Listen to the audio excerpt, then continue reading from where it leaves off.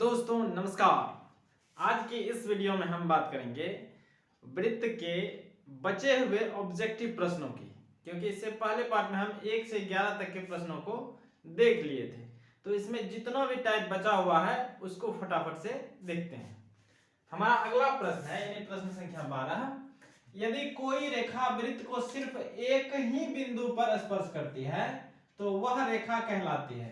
मान लीजिए हमारा ये वृत्त है, कोई रेखा, मान लीजिए ये एक रेखा है, इस वृत्त को इस बिंदु पर स्पर्श कर रही है, तो इस रेखा को क्या कहेंगे? तो वह रेखा कहलाती है। तो यह स्पर्श कर रहा है तो इसीलिए हो जाएगा स्पर्श रेखा। क्या हो जाएगा? स्पर्श रेखा, ऑप्शन बी। प्रश्न संख्या 13। एक रेखा जो वृत्त को दो भिन्न बिंदुओं पर प्रतिच्छेद करती है कहलाती है। अब मान लीजिए यही हमारा वृत्त है और एक रेखा क्या करता है, इस वृत्त को दो अलग अलग बिंदुओं पर प्रतिच्छेद करती है, मतलब काटती है।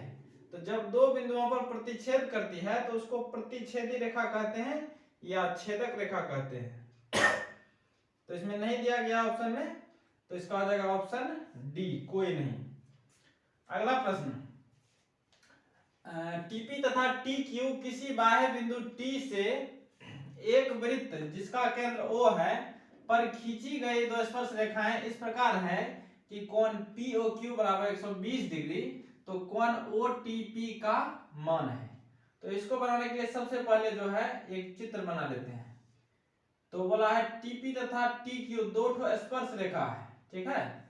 तो यहां से मान लीजिए T हमारा बिंदु है, तो यहां से TP और TQ दो स्पर्श रेखा हम खींच दिए। इस वृत्त का केंद्र O है। अब इस प्रकार है कि कोण POQ मतलब यहां पर जो कोण बनेगा इसका मान दिया गया है। कोण POQ का मान दिया है 120 डिग्री। तो पूछा है कोण OTP, O नहीं होगा, Q होगा, QTP का मान बताना है, ठीक है, मतलब इस कोण को बताना है। तो आराम से बता सकते हैं। देखिए ये हमारा चतुर्भुज है कि नहीं है, 1 2 3 4, चार भुजा है, चतुर्भुज है। उसके बाद यहाँ पर 90 डिग्री का कोण बनेगा, क्योंकि त्रिज्या और स्पर्श रेखा के बीच 90 बनता है, और ये भी हमारा 90 बनेगा, क्योंकि ये भी त्रिज्या और ये स्पर्श रेखा, त्रिज्या और स्पर्श रेखा के बीच 90 90, तो ये दोनों तो 180 हो गया। अब ये और ये जो बचा, इन दोनों का योग भी 180 होगा, क्योंकि चतुर्भुज के चारों कोणों का योग 360 होता है।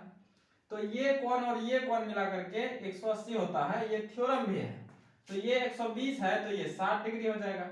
डायरेक्ट मन में कर सकते हैं, ऑब्जेक्टिव है तो। या इसको विधिवत करेंगे तो कैसे करेंगे? कोण POQ प्लस कोण QTP बराबर 180 डिग्री। अब POQ का मान दिया है 120 डिग्री प्लस कोण QTP बराबर 180 डिग्री। ये प्लस में है, उधर टपाएंगे माइनस में, तो कोण QTP बराबर 180 माइनस 120। 180 में 120 घटाएंगे तो कितना होगा? 60 डिग्री। तो इसको मन में ही करना है, क्योंकि ये कोण और ये कोण इन दोनों का योग 180 होता है, क्योंकि ये दोनों तो 180 पहले हो चुका है, त्रिज्या और स्पर्श रेखा के बीच कोण। अगला प्रश्न देखिए, इसीलिए मैंने एक और प्रश्न लिया है इसी तरह का। प्रश्न संख्या 15 कहता है यदि एक बिंदु P से केंद्र O वाले किसी वृत्त पर PA तथा PB दो स्पर्श रेखाएं परस्पर 60 डिग्री के कोण पर झुके हैं तो कोण AOB। इसका ऑप्शन छूट गया, 120, 110, 50 और 40, चार ऑप्शन हमने दे दिए। बोला है P से केंद्र O वाले वृत्त पर जो है PA और PB दो स्पर्श रेखा खींचना है। तो P से खींचना है तो PA और PB दो स्पर्श रेखा खींचे, और यह दोनों स्पर्श रेखा जो है 60 डिग्री के कोण पर झुका हुआ है। कितना केंद्र पर? 60 डिग्री के कोण पर। इसका केंद्र O है, इसको मिला देते हैं यहां से। अब पूछा है तो कोण AOB मतलब ये कोण निकालना है।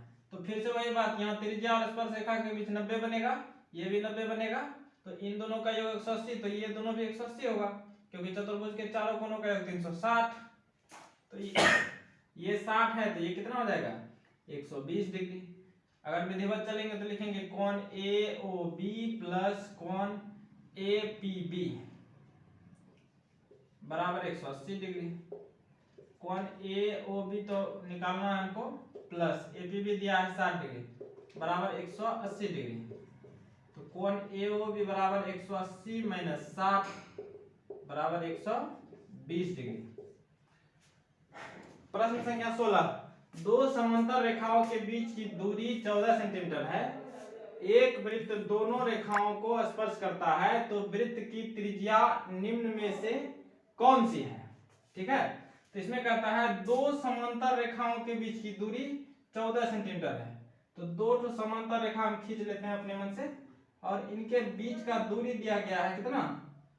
14 सेंटीमीटर। अब बोल रहा है कि एक वृत्त दोनों रेखाओं का स्पर्श कर रहा है। एक वृत्त ऐसा हम बनाएंगे जो कि दोनों रेखाओं को स्पर्श करेगा। तो ये हमारा वृत्त हो गया। अब पूछ रहा है वृत्त की त्रिज्या। अच्छा, मान लीजिए ये वृत्त का केंद्र है। यहां से अगर हम ये पूरा दूरी खींचेंगे, ये तो 14 दिया है सवाल के अनुसार, ये इसका केंद्र है और ये त्रिज्या है। तो ये अगर पूरा 14 है तो केंद्र क्या करता है? व्यास को दो बराबर भागों में बांटता है, क्योंकि ये दूरी तो हमारा व्यास हो जाएगा। अब 14 का आधा करेंगे तो ये 7 हो जाएगा, ये भी हमारा 7। तो त्रिज्या क्या हो जाएगा? 7 सेंटीमीटर, ऑप्शन बी। तो उम्मीद करते हैं कि आपको बेहतर समझ में आया होगा। तो आज के लिए दीजिए मुझे इजाजत। अपना ख्याल रखें, बड़ों का सम्मान करें। जय हिंद,